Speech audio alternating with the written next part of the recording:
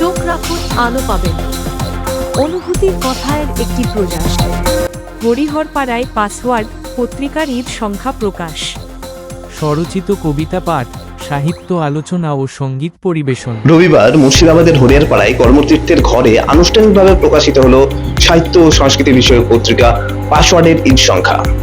প্রতি বছর দুই ঈদের মাঝে এই ঈদ সংখ্যা প্রকাশ করে থাকেন সম্পাদক মোহাম্মদ জিকরাউল হক। এদিন অনুষ্ঠানে সভাপতিত্ব করেন বিশিষ্ট প্রাবন্ধিক মদন সরকার। সেখানে উপস্থিত ছিলেন বিশিষ্ট গল্পকার সৌরভ হোসেন, আব্দুস সালাম, শাহাবুল ইসলাম, ইয়াদুল শেখ প্রমুখ। পত্রিকা প্রকাশ, সাহিত্য নিয়ে আলোচনা এবং স্বরচিত কবিতা পাঠে মুখরিত হয়ে ওঠে অনুষ্ঠান প্রাঙ্গণ। পত্রিকার তরফ থেকে পাসওয়ার্ড সাহিত্য পুরস্কার হিসাবে শিরিন মারিয়াম স্মৃতি পুরস্কার তুলে দেওয়া হয় নদিয়ার সাহিত্যিক সৌরভ আহমেদ সাকিবের হাতে। স্মারক সহ পুরস্কার মূল্যে 2000 টাকা তার হাতে তুলে দেন পত্রিকার সম্পাদক। কবিতা পাঠ করেন সাংবাদিক আবিদ হোসেন মন্ডল, মীর আবু হোসেন, দৈনিকের পত্রলেখক পাবেল আমান, বহরমপুর কলেজের অতিথি প্রভাষক হোসেন শাহিন প্রমুখ। সঙ্গীত পরিবেশন করেন সঙ্গীত শিক্ষক আমেদ আলী। এই অনুষ্ঠানে উপস্থিত সাহিত্যপ্রেমী ইয়াদুল শেখ, তিনি একাধারে পঞ্চায়েত উন্নয়ন আধিকারিক। তার আজকের দিনে সাহিত্য অনুষ্ঠানে এসে তার অনুভূতি আমরা শুনবো তার মুখে। সাহিত্য অনুষ্ঠানে এসেছেন, কেমন লাগছে?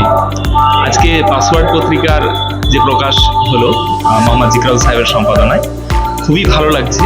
কারণ নবীন যারা লেখক প্রত্যেকের এখানে সমাবেশ ঘটেছে। প্রত্যেকে তাদের যে ক্রিয়েটিভ যে চিন্তা ভাবনা সেটা কবিতা এবং গল্পের মাধ্যমে প্রকাশ পেয়েছে এবং তারা প্রত্যেকে পরিবেশন করলো।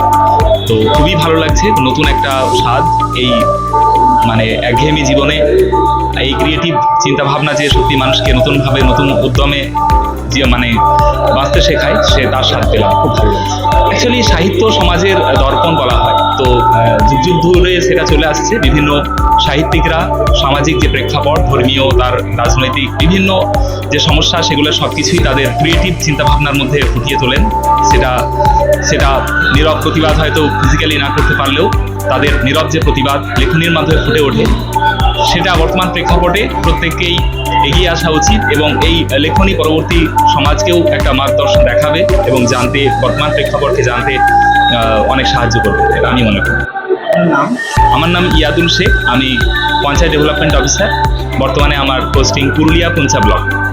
সাহিত্য সমাজের দর্পণ, এই সাহিত্য সমাজের ভূমিকা কি?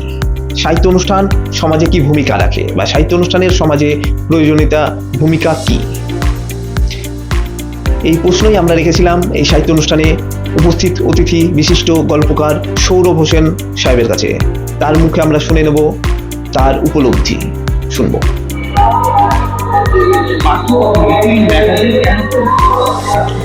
পাঠক লিটল ম্যাগাজিন পরিবেতে অনেকগুলো কারণ রয়েছে। প্রথমত হচ্ছে কি, দেখুন, পাঠকের তো স্বাদের ভিন্নতা রয়েছে। যেমন আমরা যখন যে কোনো খাবার যখন খাই, একটা খাবার একটা মানুষের কাছে প্রিয় হতে পারে, কিন্তু লিটল ম্যাগাজিনে কি হয়, বিভিন্ন রকমের লেখা থাকে। যেমন কবিতা থাকে, গল্প থাকে, প্রবন্ধ থাকে, অনুগল্প থাকে, এরকম অনেক কিছু থাকে, ভ্রমণ সাহিত্য থাকে। এবং সব থেকে বড় কথা যেটা আগে বলেছিলাম, যে লিটল ম্যাগাজিনে প্রথম নতুন লেখকদের লেখা থাকে। পাঠক কিন্তু সেই নতুন লেখককে তারা খুঁজতে চায়, তার জন্য কিন্তু লিটল ম্যাগাজিন বেশি করে পড়ে। এবং তার সঙ্গে সঙ্গে কি হয়, লিটল ম্যাগাজিন তাদের এলাকার মানুষ পত্রিকা হলে কি হয়, তাদের কাছে পাওয়া সহজ হয়। এবং দেখা যায় যে লিটল ম্যাগাজিন এমন একটা প্ল্যাটফর্ম তৈরি করে যে প্রথম শ্রেণীর লেখক থেকে একবার নবীন তাদের লেখা থাকে। কিন্তু বড় বড় হাউসে কি হয়, আমরা তো একবার নতুন লেখকদের খুব কম দেখতে পাই, প্রতিষ্ঠিত লেখকরা বেশি লিখছেন। সেক্ষেত্রে এই যে মানে ভালো মন্দ দুটো দিকের লেখকদের কিন্তু লিটল ম্যাগাজিনে তারা পেয়ে যান। এই জন্য তো লিটল ম্যাগাজিন বেশি হতে থাকে। লিটল ম্যাগাজিন তো যেমন কি একটা সাহিত্য মানে সমাজের দর্পণ। সমাজের বিভিন্ন দিক নিয়ে কেউ হয়তো কবিতা লিখছেন, কেউ এই সময়কে নিয়ে প্রতিবাদ করছেন, কেউ এই সময়কে নিয়ে তাদের প্রেমের কবিতা লিখছেন, প্রেমের গল্প লিখছেন, গদ্য লিখছেন, কেউ হয়তো বেড়াতে গেছেন, সেটাকে ভ্রমণ সাহিত্য লিখেছেন। এই যে সমাজকে একটা মানে ধরা আর কি লিটল ম্যাগাজিনের ভেতরে, সেই সময়টাকে, সমাজটাকে পাঠকও ধরতে চায় লিটল ম্যাগাজিনের মধ্য দিয়ে। তার জন্য তারা কিন্তু এই সাহিত্য পাঠ করে।